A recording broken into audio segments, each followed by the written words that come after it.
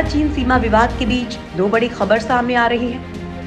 पहली ये कि चीन ने डिसएंगेजमेंट प्रोसेस के दौरान पैंगोंग झील के पास ग्रीन टॉप से अपने सैनिकों को हटाने से साफ इनकार कर दिया है। और दूसरी बड़ी खबर है कि परमाणु हथियार ले जाने में सक्षम बॉम्बर तैनात करने के बाद अब चीन ने लद्दाख के पास परमाणु मिसाइलें भी तैनात कर दी हैं। यानी अब लद्दाख का तनाव एक बेहद विकराल रूप की ओर आगे बढ़ रहा है।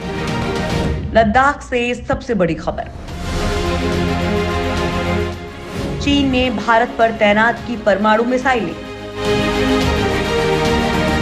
सैटेलाइट तस्वीरों में हुआ बड़ा खुलासा। पैंगोंग झील से पीछे हटने से किया साफ इनकार।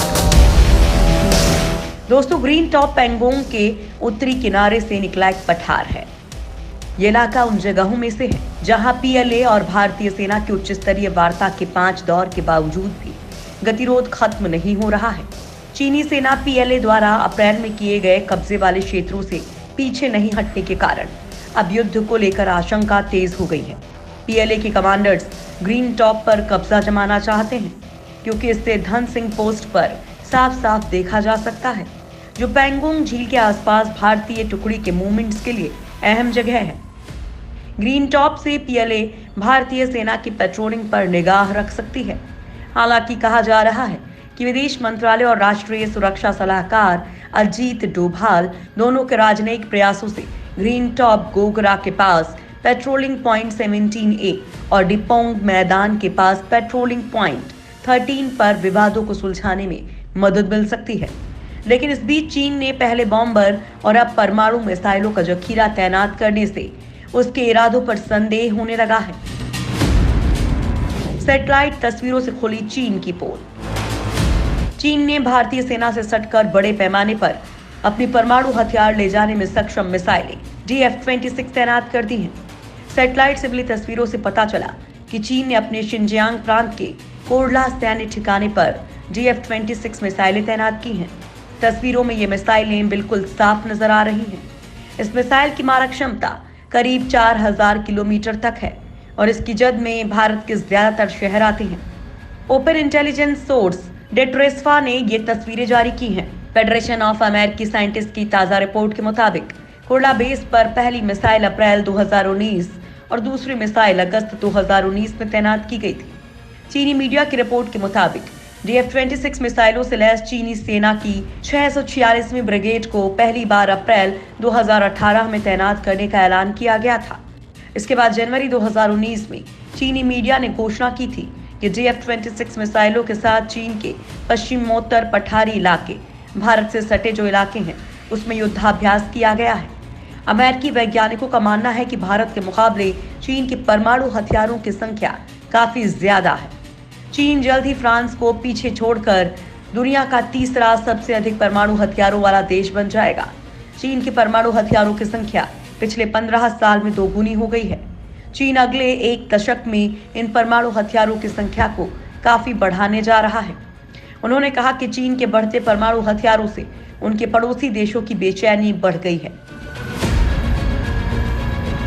क्या है DF-26 मिसाइल की खासियत? चीन की DF-26 मिसाइल की मारक क्षमता करीब 4000 किलोमीटर तक है और इसकी जद में भारत के ज्यादातर शहर आते हैं। चीन ने इसे लद्दाख से मात्र 500 किलोमीटर की दूरी पर तैनात किया है। ये मिसाइल अपनी दोहरी क्षमता के लिए दुनिया भर में कुख्यात है। DF-26 परमाणु और परंपरागत दोनों ही तरह के हथियार ले जाने में सक्षम है। इसकी इसी क्षमता के कारण दुश्मन को ये समझना मुश्किल होगा कि कौन सी मिसाइल परमाणु हथियार लेकर आ रही है। DF-26 की इस मारक क्षमता के कारण इसे चीन की गुआम किलर मिसाइल कहा जाता है।